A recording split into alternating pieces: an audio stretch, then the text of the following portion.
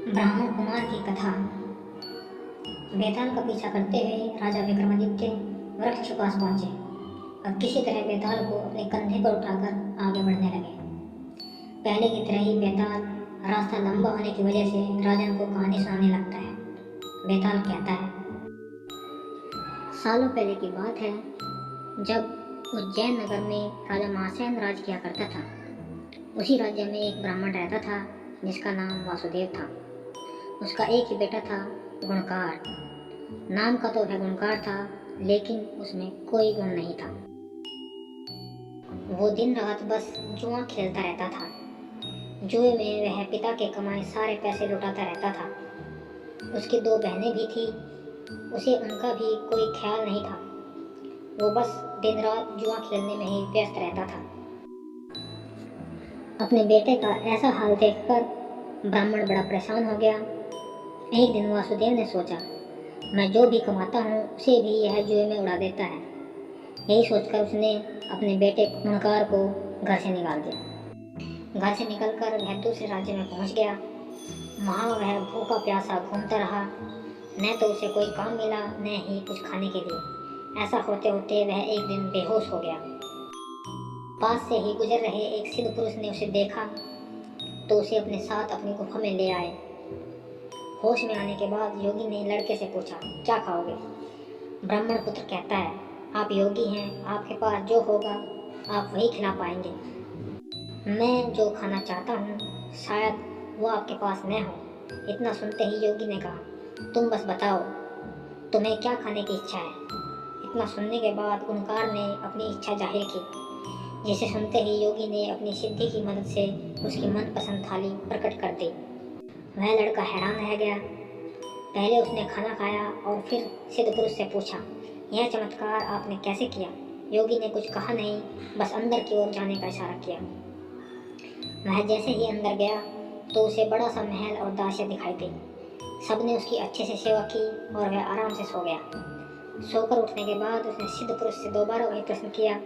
योगी ने कहा, इससे तुम्हें क्या करना है? तुम यहाँ कुछ दिन मेहमान की तरह रहो और व्यवस्था का आनंद उठाओ। ब्राह्मण पुत्र जिद पर अड़ गया और कहने लगा कि वो भी यह सिद्धि हासिल करना चाहता है। परेशान होकर योगी ने उसे विधि बता दी और कहा कि जाओ अब मन लगाकर साधना करो। कुछ समय बाद वह साधना पूरी करके आ जाता है। फिर योगी कहता है, तुम सब कुछ बहुत सही तरीके से कर रहे हो।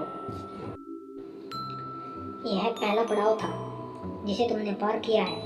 अब तुम्हें दूसरे पड़ाव की ओर बढ़ना होगा। उसने कहा, मैं ऐसा ही करूँगा, लेकिन दूसरा पड़ाव शुरू करने से पहले मैं एक बार अपने घर जाना चाहता हूँ। सिद्ध योगी ने कहा, जाओ, जरूर जाओ। जाने से पहले ब्राह्मण पुत्र ने योगी से अपने परिवार के लिए तोहफे की मांग की। योगी ने अपनी सिद्धि से उसे खूब सारे तोहफे दिए। उसके बाद उसने पैसों की मांग की। सिद्ध पुरुष ने अपनी विद्या के दम पर उसे खूब सारा पैसा भी दिया। उसके बाद उसने अपने लिए अच्छे से कपड़े मांगे। योगी ने उसे वो भी दे दिए। सब कुछ लेकर वह अपने घर पहुंचा तो उसके परिवार के सभी लोग गुणकार को देखकर दंग रह गए। साथ लाए तोहफे और धन को देखकर उसके ब्राह्मण पिता ने पूछा, बेटा, कहीं तुमने कोई चोरी तो नहीं की है ना? गुणकार ने बड़े गर्व से कहा, पिताजी, मुझे कुछ ऐसा प्राप्त हो गया है जिसकी मदद से मैं अब सबकी हर इच्छा पूरी कर सकता हूँ। उसके पिता ने गुणकार को संभल कर रहने और अहंकार न करने की सलाह दी। कुछ दिन घर में बिताने के बाद गुणकार दोबारा सिद्ध पुरुष के पास लौट गया। वहाँ लौटकर उसने दोबारा से साधना शुरू की। बड़ी लगन से वह ध्यान करने लगा। समय के साथ साथ ब्राह्मण पुत्र ने दूसरा पड़ाव भी पूरा कर लिया। पड़ाव पूरा होने के बाद उसे भी वह विद्या हासिल हो गई। योगी के पास जैसे ही वह विद्या हासिल करके पहुंचा तो सिद्ध पुरुष बहुत प्रसन्न हुआ। उसने गुणकार से कहा, तुमने अब विद्या हासिल कर ली है, आज तुम मुझे कुछ भोजन खिलाओ, मुझे भूख लगी है। यह सुनते ही ब्राह्मण पुत्र बेहद खुश हुआ और सिद्धि की मदद से मन चाहा भोजन हासिल करने के लिए मन में मंत्र पढ़ने लगा। काफ़ी देर हो गई लेकिन भोजन सामने नहीं आया। वह बहुत क्रोधित हुआ और चिल्लाने लगा, मेरी विद्या काम क्यों नहीं कर रही है? मैंने भी सिद्धि हासिल की है, उसका फल मुझे क्यों नहीं मिल रहा है? इतनी कहानी सुनाते ही बेताल चुप हो गया और राजा से पूछने लगा, बताओ, इतने मन से पूरी विधि करने के बाद भी उसे सिद्धि हासिल क्यों नहीं हो पाई? विक्रमादित्य कहते हैं, हे बेताल, सबसे पहला कारण तो यह है कि वह विद्या हासिल करने से पहले ही घर चला गया। उसके बाद वह विद्या लालच की वजह से हासिल करना चाहता था। लालच के चलते की गई चीज़ों का फल कभी प्राप्त नहीं होता है। सिद्धि हासिल करने के लिए व्यक्ति को बिना लालच के कर्म करना पड़ता है।